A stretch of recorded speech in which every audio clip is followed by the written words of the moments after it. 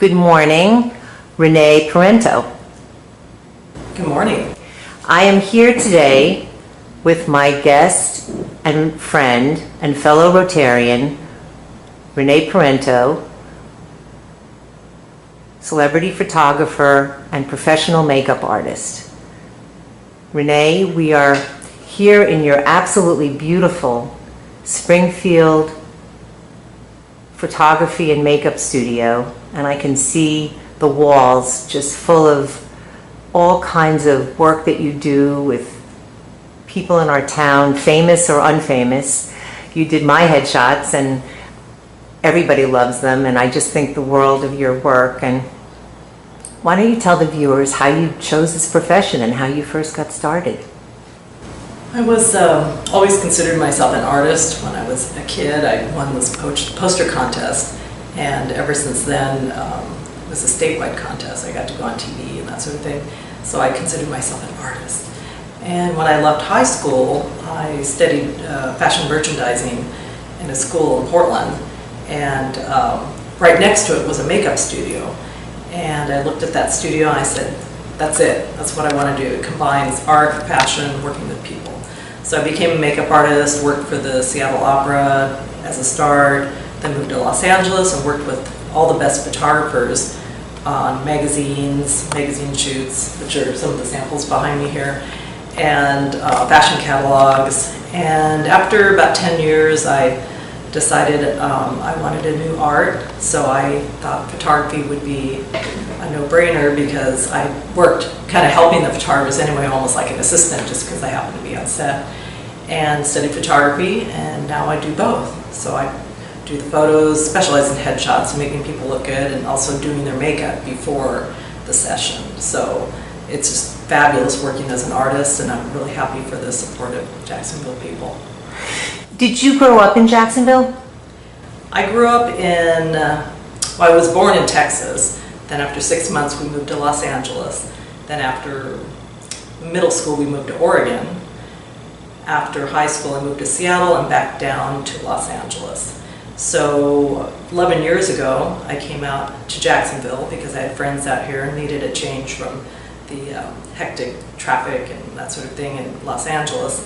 And didn't know a whole lot about Jacksonville. I loved the river, I knew the beach was nearby, and the weather was fantastic. So I came out here and great surprise, got involved in the chamber, got involved in Rotary, and networked all over town. And Jacksonville is it's like a small town but with plenty going on, and the people here are so supportive. It's easy to access people here.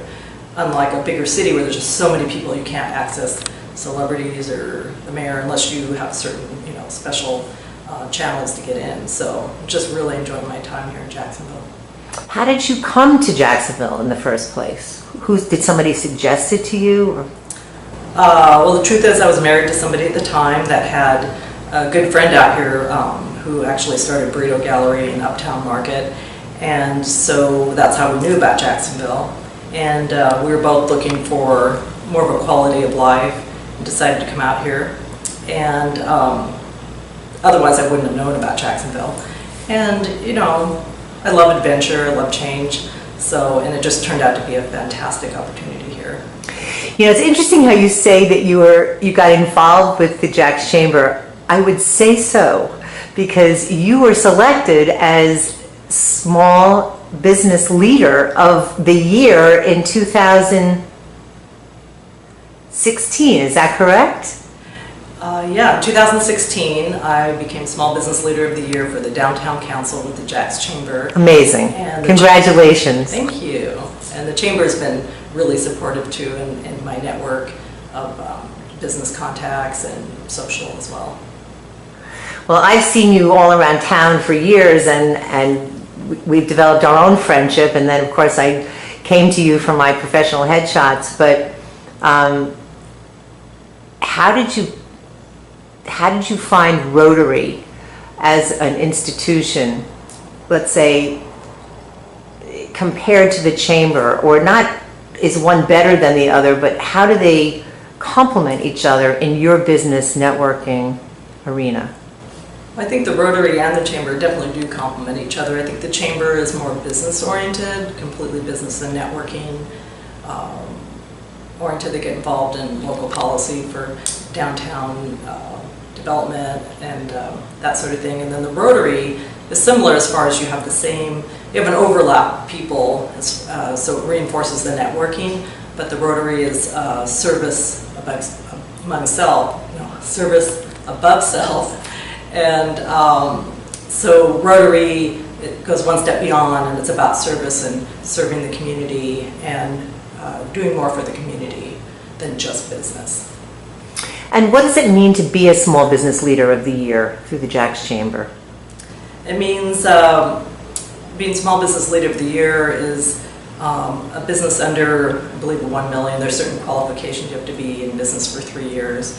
And then you apply and they choose you as a small business to represent the council. And then they have an overall competition where one person is chosen to represent the entire chamber as a small business. And that person, for that whole year, we were invited to Jack's USA luncheon. We were invited to, I think, board meeting. We were just paraded all over town. We had so many opportunities to meet even more people than we meet at our regular council. And to me, it just was a great honor, and it gives me even more legitimacy as a business person in Jacksonville for that title and that support. Oh, it's like being king or queen not for the day, for the year. It's phenomenal. When you think about your practice, do you see yourself doing more corporate events or more headshots, or discuss with the viewers the range of photography services that you provide, and in your own estimation, where you spend most of your time, even though you're available for all of it? I do a variety of work. I do events, I do studio headshots, I do headshots outdoors and lifestyle photos. In general, I think my strong point is headshots because I am a makeup artist first.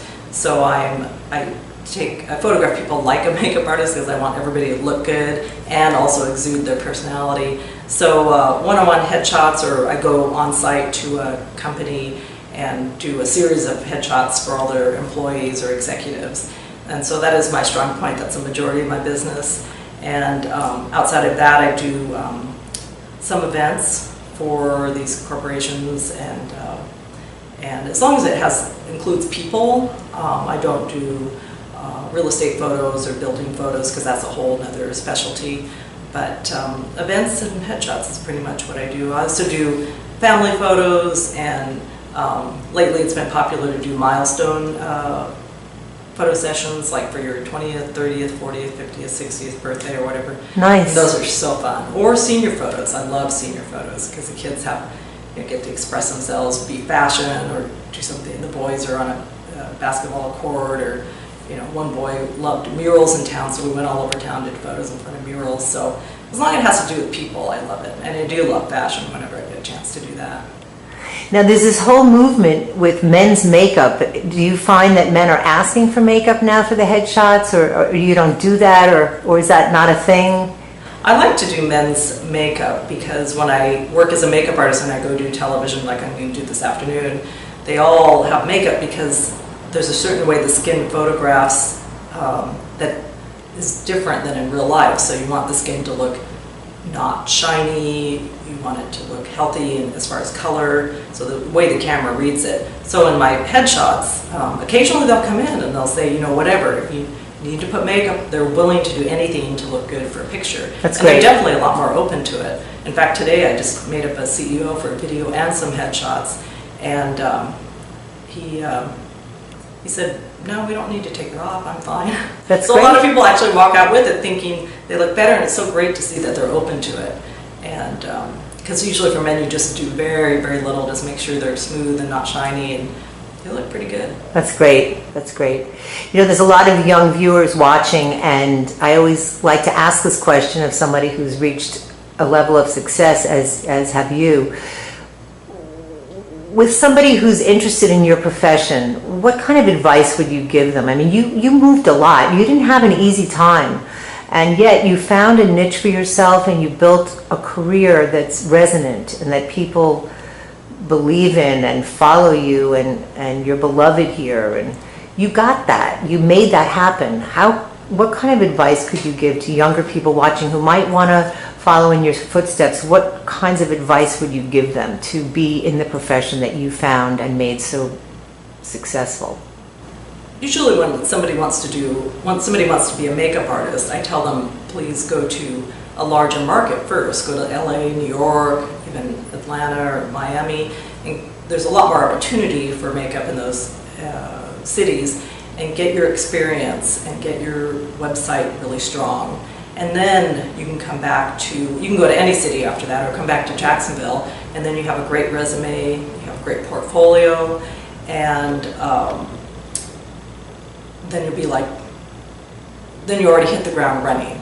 You can develop a business here, definitely, but I do think it's a little harder to get experience from the start.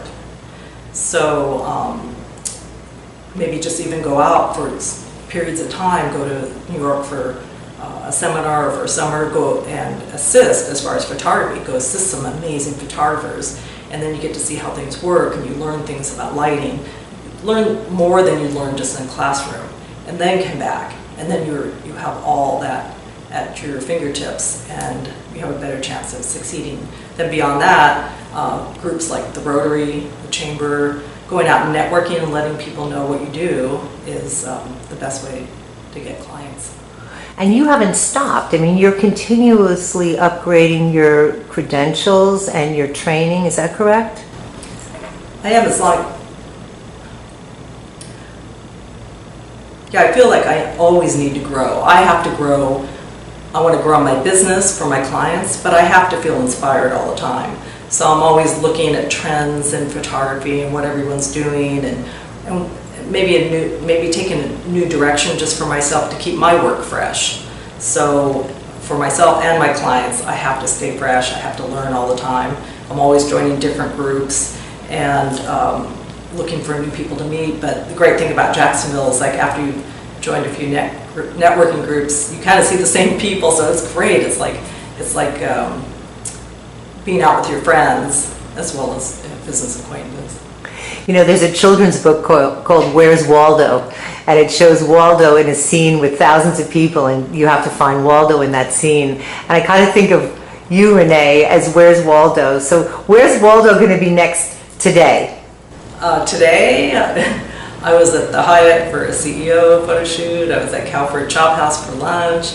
I'm here for the interview in my studio with Margie Seaman, the fabulous Margie Seaman. Oh, thank you. And then I'm going to be at a studio to do makeup for an admiral this afternoon. It goes on TV. And then I have a photo session and makeup session here this afternoon with somebody who just, her husband actually passed away this last year, and she needs a pick-me-up. She needs new photos, and she wants to feel fabulous. That's amazing. I have nothing but great respect and admiration for you. You started from scratch. You built a beautiful profession. You have made so many of us feel so good about ourselves in how we can portray ourselves. And you're available, you're accessible. In closing, is there anything that you want to add about either your experience in Jacksonville or your experience in Rotary? Anything that you want to add at all? Well, I'm always thankful to Jacksonville, because I told my brother in New York that Jacksonville takes very good care of me, and I'm so thankful and appreciative. And the Chamber is a great group to be involved with, but I feel like kind of when you, Margie, invited me to lunch at the Rotary, that it was a different depth, it was a different level of getting to know Jacksonville. So I feel I can get a lot more involved through the Rotary in a different way. So I just love that group, and I'm really glad you got me involved. Well, thank you. We are so lucky to have you, and we're so grateful for your participation so actively every week. And Renee Parenteau, you are a superstar. Thank you for your time this morning. Thank you, Margie.